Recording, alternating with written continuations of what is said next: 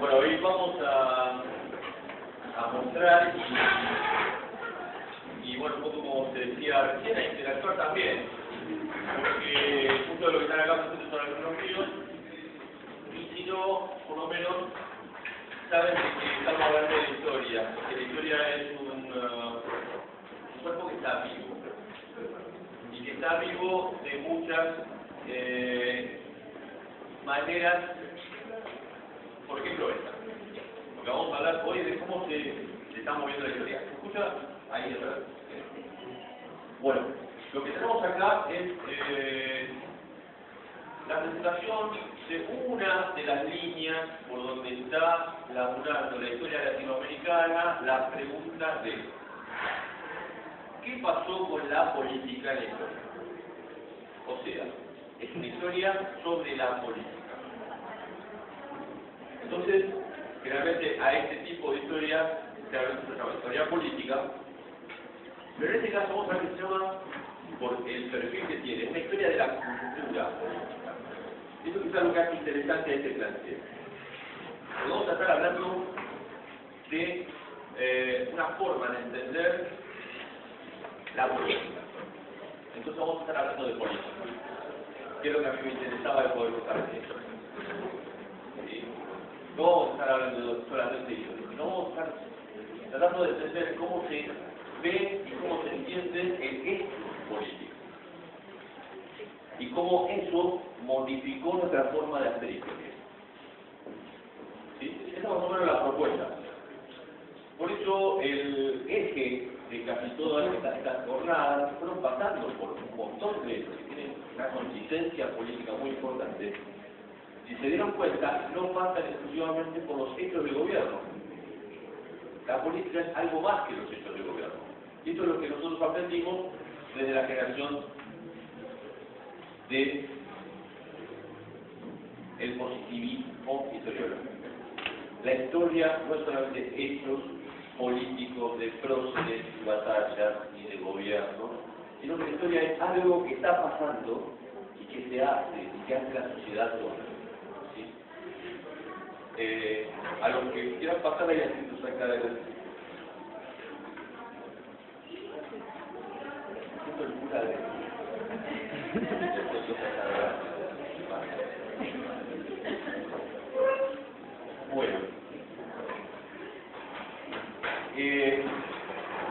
bueno, es una ponencia altamente controversial, así que si hay algunos programas en la sala, les pido por favor que enseguida... ¿El duelo? ¿El duelo? Miren con un poquito de pasito, un poquito con Nietzsche. ¿No? Nietzsche propuso, un poquito tiempo antes de morir, cuando ya parecía que estaba un poquito mal en la cabeza, propuso una antipolítica. Propuso quebrar de sus cimientos la idea de la política tradicional. Y lo que propuso, se lo propuso en un montón de cartas al Kaiser, cosas así, que habrá un libro del Anticristo, un filósofo contemporáneo, Alain Badiou, del cual vamos a ver acá la carita, señaló como un gran triunfo de Nietzsche, de presentar la política, entendida como la política del siglo XIX, la política tradicional, teórica, metida dentro de los gabinetes del poder, la metió en la sociedad. Nietzsche ganó esta batalla, pero perdió otra. No pudo liberarse de la política. Dice Badiou, hay una necesidad de la política. La política impone una paciencia inevitable, que sabe que no sirve de nada asociar el acontecimiento, que es necesario pensar y actuar con el azar y en circunstancias que no se eligen. La política que ha debido denunciar la idea de partir en dos la historia del mundo. La frase con que señala la derrota de Nietzsche, señala la emergencia de una política paciente, que no tiene grandes discusiones, que está en el orden de la paciencia y de la estrategia de vivir el día a día. De una política que no tiene el discurso revolucionario siempre a flor de labios, sino que está pensando cómo solucionar los problemas de la talla y la circunstancia. Hubo otra historia política. Yo voy a tratar de hacer una cosa rara para ver que se vea la parte de arriba del cuerpo. No sé si se va a ver.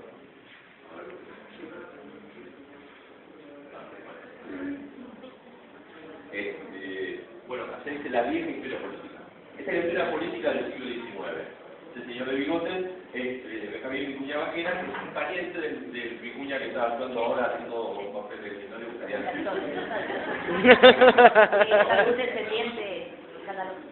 Era un político haciendo historia. Era una política, como dice François Xavier Guerra, era un acto político de escribir la historia, narrando como si fuera un héroe de la polis, los tipos que fundaron la nacionalidad. Lo que está contando la historia política del siglo XIX es una épica, la épica de los estados. En esta épica, este es otro chileno, Benjamín Lastarria, uno de los grandes historiadores clásicos de Chile. Escribió una historia política donde aparece... ¿Sabes qué puede ser eso?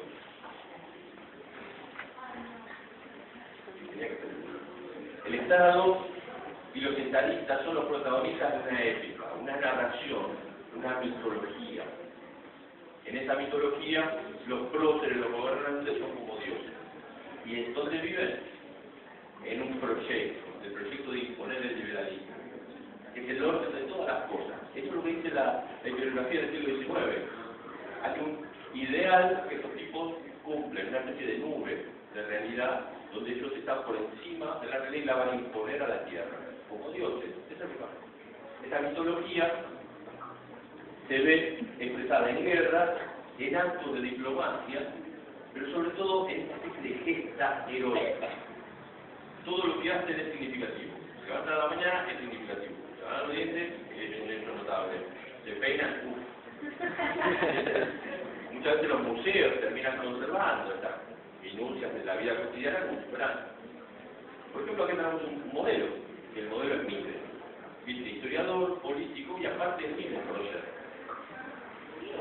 Él trata de imponer una visión del mundo. Pero esta visión del mundo, con un montón de consenso de élite, con un montón de respaldo político, es la de la democracia representativa, basada en el individuo y basada en el voto universal. Una idea que nosotros todavía tenemos y que valoramos muchísimo. Le impusieron el siglo XIX y un montón de continuadores de este proyecto y sigue viva entre nosotros. La idea del siglo XIX, estos mecanismos propios de la política del siglo XIX, siguen vivos y en la Argentina se transformaron en las grandes historias nacionales. Acá tenemos a Vicente Pérez López, a Bartolomé Mitre más joven, esta es la foto que sería de Facebook. Y un libro que durante mucho tiempo se vio como una alternativa a la historia oficial, que fue el libro de Vicente Pérez López, la historia de la República Argentina, que aparecía diciendo que de alguna manera el proyecto republicano había fracasado. Era necesario un gobierno aristocrático que llevara adelante el modelo republicano. Una de las sensaciones que va dando este proceso de esta vieja historia política es que sus temas empiezan a ser los mismos a nivel nacional, a nivel provincial, a nivel más chiquitos, a niveles municipales. Casi toda América Latina se está hablando prácticamente lo mismo a finales del siglo XIX y a principios del siglo XX. Entonces uno se puede preguntar, entonces no era una historia, era un panfleto. No era una historia, era un proyecto político. No era historiografía.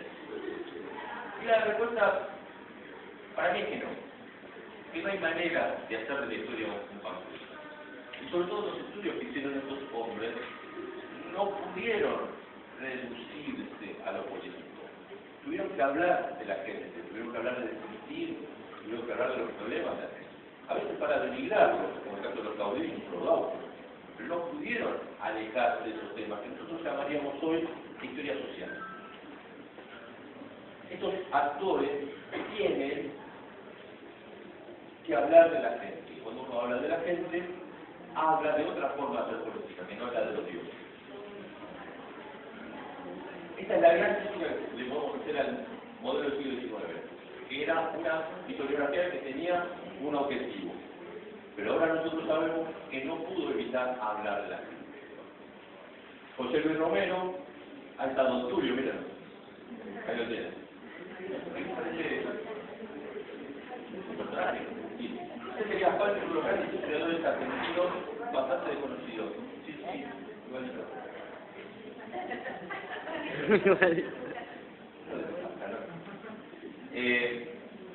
Son los historiadores que han planteado en la Argentina lo que les voy a contar ahora. Para Romero, la idea de una nueva política ya estaba en aquellos historiadores del siglo XIX. Es una historia donde no se hable de los dioses, sino que se hable de la gente. Para Elías Balti, este proceso se va dando en muchos lugares. Él descubre en México que aparece una nueva historiografía de la mano, entre otras cosas, de un filósofo, Leopoldo Sea, uno de los grandes pensadores de América Latina, y posiblemente un referente para una generación enorme de pensadores. Y desde norteamericano, una historia mexicana vista por un extranjero. Es muy interesante, el nacionalismo mexicano impedía que cualquiera que no sea mexicano hable de México. Hasta que vino este tipo que con mucho respeto y con mucha autoridad empezó a hablar del liberalismo mexicano en estos tres libros clásicos, que empiezan en el 68 y terminan en el 2008, hace el año que falleció se publicó este libro. Y son historias de México contadas por un extranjero que los mexicanos aceptaron. A esto los mexicanos llaman el revisionismo. Vieron que nosotros tenemos nuestro propio revisionismo. El revisionismo mexicano es esa posibilidad de ver la historia de México desde otro lado, de poner en tela de juicio, poner en la crítica cosas que los mexicanos tienen como muy sentadas. La idea de que ellos son a la vez nacionalistas y liberales. Las dos cosas juntas. Es que nos hace un poco de ruido a nosotros. En la Argentina, José Carlos Queramonte dice que él empezó a estudiar el lenguaje de la época de la colonia y descubrió que los que hablaban eran españoles americanos. Pero cuando aparecían los libros, ese español americano que vivía en Venezuela, en México, en Colombia, en el Río de la Plata, cuando aparecían los libros se transformaba en un argentino, en un mexicano o en un venezolano. Era imponerle a ese americano, a ese español americano, una identidad que no tenía en esa época. No podía decir, yo voy a hablar con un argentino porque ya soy argentino. No había posibilidad. Entonces, a esta exploración del lenguaje, ¿no? ¿Cómo es posible que ellos hablaran como americanos y nosotros escucháramos como argentinos, mexicanos o venezolanos? ¿Cómo era posible que esa identidad se perdiera en el trabajo superior? ¿Cómo recuperar esa otra identidad anterior a la nacionalidad? La idea que este laburo implicó descubrir que adentro de estas historias había un montón de tensiones culturales. Adentro de la historia tradicional y de los pueblos de América, había tensiones tradicionales. Por ejemplo, la de conservadores y liberales. Los conservadores y liberales se idearon siempre como Tommy Shelby. Pero nosotros vimos también en la experiencia de los federales y los unitarios, los centralistas, en este caso serían los unitarios, y los organicistas tenían una tradición más parecida a la nuestra. En la América colonial también sobreviven las tradiciones de los borbones mucho tiempo, pero también sobre las tradiciones de los Habsburgos en la América colonial. Ni que hablar de las tradiciones castellanas, cercanas al feudalismo, y la de Barcelona y Aragón, más parecidas a la del mundo moderno. Todas esas tensiones explotan en la América, están vivas y generan un montón de discursos. El mundo colonial está lleno de esas preguntas. En la década del 80 explotó la nueva historia política. Explotó, entre otras cosas, porque era un momento político muy particular, de lo que estuvimos hablando recién. Fue el momento en donde se salía de la democracia, donde se terminaban las dictaduras, y entre otras cosas, se cayó el muro de Berlín, que no cualquier cosa. En este proceso de salir y redescubrir el concepto democrático, pasaron dos cosas muy interesantes. Por un lado, se revalorizó, como vimos recién, el concepto de la democracia como tal. Y también surgió un discurso que se ponía en tela de juicio la idea de que la democracia iba a ser la solución a todo. Sobre todo porque las experiencias del derrumbe político del socialismo real, el socialismo que tuvo experiencia en la Unión Soviética, parece que con la democracia no pudo tomar un cauce, que la democracia neoliberal generaba muchísima más pobreza que soluciones, que las democracias europeas, lejos de ser modelos y paradigmas, empezaban a ser cuestionadas y puestas también en tela de juicio por personajes como Berlusconi, por decirlo de tal. Entonces, de alguna manera, entre los 80 y los 90, la misma idea de democracia fue puesta en tela de juicio. Por un lado fue aceptada, como vimos recién, como una idea fuerte que salió de semejante horror, pero también se transformó en una pregunta. Y esto es lo que hace nueva a la nueva historia política, que cambió la política. Nos estamos haciendo otra pregunta con respecto a la política. Uno de los grandes cuestionadores de las ideas políticas liberales que sostienen, entre otras cosas, la idea de la democracia es la escuela de Frankfurt. Miren, este es Horkheimer y Adorno, ahí en caricatura y ahí de verdad. Junto con otros pensadores como Walter Benjamin o Jürgen Habermas, que nosotros lo vamos a ver, que no es el que aparece sin codificar, ¿no? Es otro alemán. Aviso por la noche, o el pensamiento existencialista nuevo inspirado en las ideas de Heidegger, se propuso revisar a fondo la idea de igualdad, que es una idea fundamental para la democracia, la idea de libertad, incluso la idea de revolución. O sea que es terriblemente interesante si uno está estudiando cosas como la Revolución de Mayo, o cualquier otro tipo de revolución. Lo que propusieron, entre otras cosas, es revisar mismo en los conceptos de igualdad. Por ejemplo, inspirados, los historiadores de esa época también recibieron la inspiración de alguien que había sido ocultado por el pensamiento soviético oficial, que era Antonio Gramsci, un pensador de la política que muchos de ustedes están acá familiarizados porque nuestros profesores de sociología realmente aman a Gramsci, porque es un personaje central en la historia de la política y aparte porque es uno de los grandes renovadores del concepto de la idea de la política. No la política como una mera imposición, sino como un diálogo. Esto llevado a la historia generó un montón de discursos, sobre todo en la época de los 80 y los 90, la llegada de Gramsci a la historiografía fue revolucionaria. Uno de los elementos fundamentales de la política en Gramsci es el concepto de hegemonía, y esto es algo que se ve muchísimo en el pensamiento colonial americano e independiente. Una de las cosas que restringieron mucho el avance de esta nueva historia política fue las limitaciones que tenía la historia económica de América Latina. Carlos Altamirano señala esto. Los ejes de la historia económica en América Latina generalmente estaban muy limitados a esos tres grandes temas. Había millones de estudios sobre la economía colonial, sobre la estructura económica rural, especialmente el tema de las plantaciones y de las haciendas. Se pensaba que ahí había como un dato americano puro. ¿Cómo es la historia rural? Parecía que hablaba de toda América. ¿Cómo son las plantaciones? Y cómo se insertaron estos mercados, estos países en el mercado mundial. Este tipo de problemática, que es muy interesante, se llevó todos los trabajos y creó tres respuestas posibles. La respuesta del marxismo, la idea de que el capitalismo se llevó puesta a América, la respuesta del liberalismo, América no pudo adaptarse bien al modelo capitalista, y una tercera respuesta es, no sé, no sabemos. Esas tres respuestas hicieron que otros historiadores empezaron a ver otros ejes. Como por ejemplo a Venturel, que es este señor, se dio cuenta que la economía no podía ser el único tipo de explicación. Había que pasar a otro tipo de análisis. Él lo planteó desde la sociología y la antropología. Pensó en el actor, el tipo de a pie, que es la sociedad. Aquel que está parado en el medio de la realidad tomando decisiones. La acción de las masas y de los grupos y de los intérpretes de las situaciones políticas de una época empiezan a ser más importantes que las ideas. sobre los factores económicos.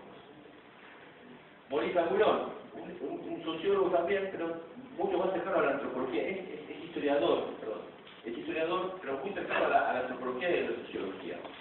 Él estudia sobre todo temas muy interesantes, como por ejemplo, cómo era una fiesta en la época de la Revolución Francesa. ¿De qué se disfrazaba? ¿Cómo se ve? ¿Qué símbolos había? ¿Cómo se cantaba la Marsellesa?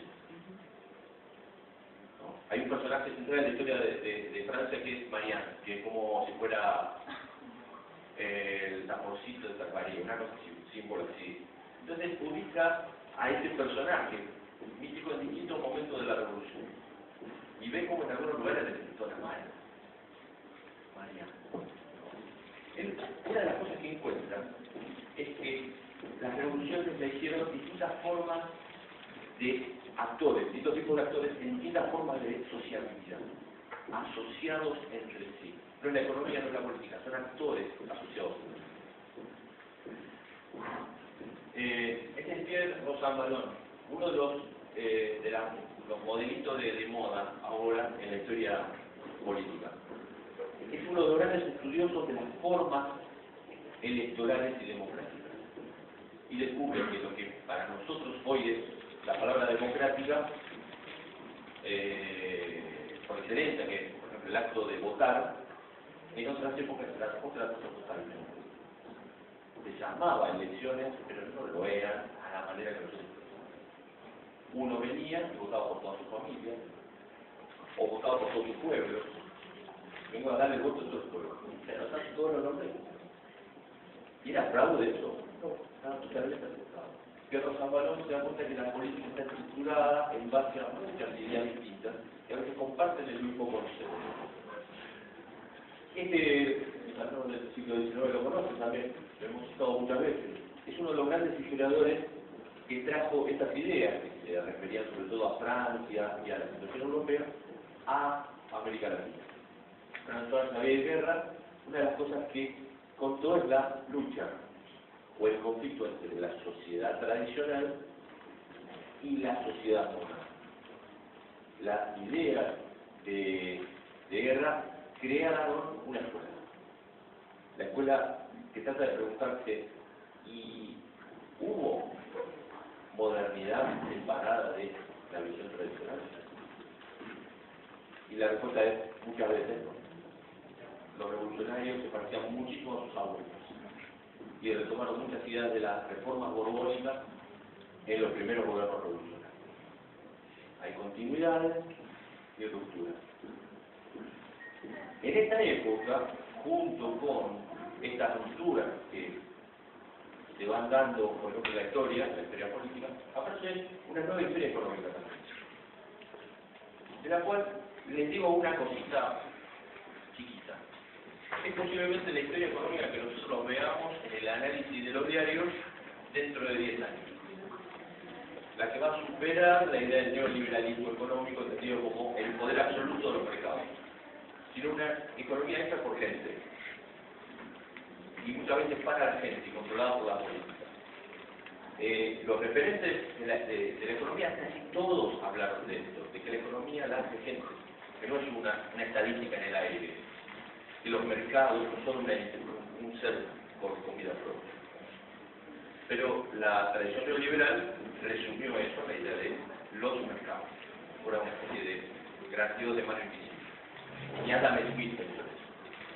Esto es Jürgen Habermas, es el que les decía. Mira, ese chiste.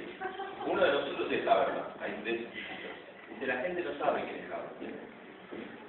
Y el del medio dice, si se lo explicamos en el ámbito del diálogo público, lo sabrán. Se quedan todos callados y al final dicen, yo soy Habermas. Sí, no, ya mismo. La idea que Habermas es uno de los creadores de la idea de que la única forma de comunicarse, el chiste es horrible, a mí me gustó mucho. No le gusta el informe. Lo mando por mail. Está bueno. Dice, Jürgen Habermas es el creador de la idea de que la modernidad está implícita en la idea de lo público. el caso de que Romeo y Julieta no se pueden amar. El antiguo régimen Romeo y Julieta no se pueden amar, porque no tienen espacio público. Siempre están en el ambiente privado de sus familias.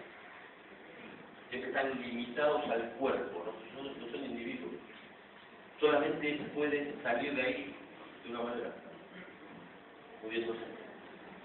¿Se acuerdan? Cuando aparece lo público, aparece la modernidad. La idea es que todos estos pensadores fueron pegando en distintas ideas. Por ejemplo, revisemos los conceptos de nación, patria y pueblo para nosotros como distintos del que usaban en el siglo XVIII, XIX, incluso hasta el siglo XX. ¿Qué querían decir esas palabras? ¿Qué sentido tenían la palabra que nosotros usamos como nación, patria, pueblo, democracia? Chiaramonte se va a dedicar a hacer este estudio del lenguaje político y va a descubrir esto que le contaba de los valores. Lo que nosotros llamamos democracia, que en otra época decían esto es democracia, no tenía nada que ver. El mismo concepto de nación va cambiando casi una generación tras otra. Pero Sant'Almirano nos dice, no solamente estas ideas cambiaron, sino qué querían decir los autores cuando usaban estas ideas. ¿Cómo las usaban como una herramienta política? Cuando decían yo soy unitario y definían su posición política, ¿qué estaban queriendo decir? Estaban queriendo decir quiero que Buenos Aires sea la capital, o estaban diciendo algo más acerca de eso. Lo definía solamente como una estrategia geopolítica o hablaba algo más. ¿Qué decían las personas con estas ideas? No solamente qué dicen las ideas, sino qué dicen las personas. ¿Ven? Este concepto es lo que podríamos llamar una historia de las culturas políticas. ¿Cómo se usa la política para vivir en la cultura política? Chiaramonte va a ser uno de los grandes representantes de esto, un gran especialista. La idea es que esta nueva historiografía política tendría que plantearse esto. Hay que entender que los actores viven una coyuntura que nosotros no podemos reconocer de verdad. Hay una fragmentación en la historia, que nosotros no nos parecemos saber de nada. Era un ser humano, tenía necesidad fisiológica, iba al baño. Lamento decirles esto, pero iba al baño, lo conocen. Y la idea es que entender los conceptos en su momento, a lo mejor pueden llegar a significarnos un cambio muy grande del paradigma con que nosotros vemos la política, incluso de cómo vemos los personajes. El contexto del siglo XIX y XVIII es muy distinto del siglo XX y del siglo XXI. Tan distinto que fuera otro planeta. Que podemos acercarnos como un antropólogo a una cultura distinta. La historia política tiene que actuar un actor que se expresa con un imaginario político, con un repertorio de acciones, que muchas veces nosotros no entendemos. Una rebelión armada, en minoría, con todo para perder. ¿Qué busca? ¿Por qué se expresa un movimiento de masa en contra de algo que parece que lo favorecería, como por ejemplo un montón de esclavos a favor de la esclavitud? ¿Qué quiere expresar este imaginario político? ¿Por qué las acciones políticas del presente a veces todavía a nosotros nos resultan una especie como de novedad enorme? Porque hay otro concepto, como por ejemplo el de las poblaciones aborígenes en muchos lugares de América, que conservan parte de esta tradición política, y muchos lugares en América Latina que conservan formas hiperconservadoras de relaciones sociales. Una cosa que me interesa muchísimo de la nueva historia política es que entiende al actor como viviendo en contingencias como nosotros. O sea, vos no sabés qué va a pasar mañana. O sea, no tenés el diario del lunes para saber cómo termina el partido. Las decisiones que tomaste acá no las tomás pensando que ya tenés todo resuelto. ¿Sí? Estos actores ya sabían que iban a construir la Argentina. No sabían que iban a construir la Argentina. No sabían si iban a volar los españoles o si iban a volar un árbol. La imagen es que la contingencia hace que la gente resuelva problemas ahora. ¿Y qué es la política? Uno puede decir, los estadistas tienen visiones de futuro, pero la política es ahora. Y entienden que estamos hablando de política. O sea, no estamos hablando de historia solamente. La política es ahora. La política tiene, cuando se la mira desde abajo, pocas palabras. No tiene grandes declaraciones. No tiene declamaciones que son así como discursos. La política realmente tiene un lugar que es la palabra posible. No tiene que ver con la idea de poder. Una palabra que tiene lugar ante el poder. Y que a veces tiene poder, por eso es posible. Esa palabra de lucha, de resistencia, y a la vez la otra palabra, la de la opresión y la supresión. Esa es la palabra que estudia la nueva historia política. No las grandes ideas, no los grandes recorridos teóricos, sino la palabra posible que hace, por ejemplo, un grupo de gauchos rebeldes, un grupo de gauchos rebeldes. Entre otras cosas, es una búsqueda en la nueva historia política de un nuevo discurso acerca de la política. No una política que busca la revolución absoluta, lo que yo le contaba al principio de Nietzsche, la antipolítica, o sea, salir absolutamente del marco que estamos y crear un mundo absolutamente nuevo, sino de ir viendo que en esta historia, que en algunos casos se separa en dos, no por culpa de la sino por 10 millones de cosas, se puede construir el presente, lo real, lo concreto, no los grandes discursos, sino lo real, lo concreto. Estos son trabajadores argentinos de finales del siglo XIX. Estos son actores sociales, estos son actores políticos. ¿Cómo podemos llegar a conocer? A través del discurso de Mitre. No es difícil. Lo que vamos a encontrar es que muchas veces la propuesta de la política fracasa.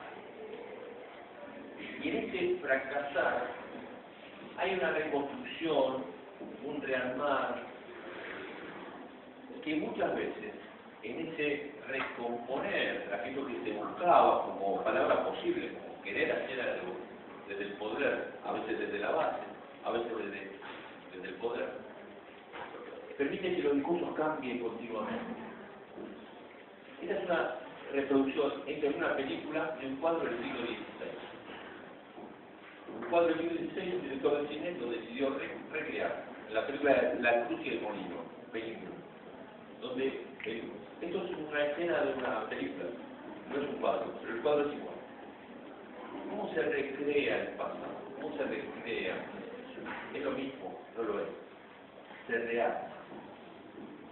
Se convierte de vuelta en una posibilidad. Yo quiero volver a esto. Es lo último que tengo para decir. En la nueva historia política hay una propuesta que es revisar qué es la política para nosotros y cómo cambia la política de tal manera, ante nuestra propia vida, que la tenemos que hacer nosotros. Y ahora no hay política hecha. Y ahora no hay grandes discursos tampoco. La historiografía esto lo cuenta todos los días. No hay una sola gran escuela historiográfica que sea la que se lleva puesta a toda la mundo. Los que estuvieron conmigo en la jornada de Gisela, vimos a un montón de gente con unos discursos bastante raros. Encontramos a gente que decía cosas que nosotros no nos esperábamos que decían. Y estaban ahí diciéndolo. Encontró autoridad. Y nosotros también escuchamos discursos y nos contaba Carlos que alguien dijo una cosa y al otro día alguien dijo todo lo contrario. Entonces cosas porque no hay una idea hegemónica acerca de qué es la historia y cuáles son sus valores. Pero así como no hay una idea hegemónica de qué es la historia, hay una idea hegemónica de qué es la política. Y es por eso que no hay una idea hegemónica de qué es, porque no hay un solo discurso histórico. Este es el trabajo que me parece que viene a poner a la luz la nueva historia política. Estamos construyendo un presente, por primera vez en la historia de la humanidad, con la posibilidad de terminar con la vida en la Tierra, entre otras cosas, digamos, ¿no? Para dormir tranquilo. Estamos construyendo un presente donde están en riesgo cosas terriblemente valiosas que nunca en otro momento de la historia hubo. Nunca tuvimos en nuestra mano la capacidad tecnológica, pero tampoco nunca tuvimos en nuestra mano la cantidad de información que disponemos.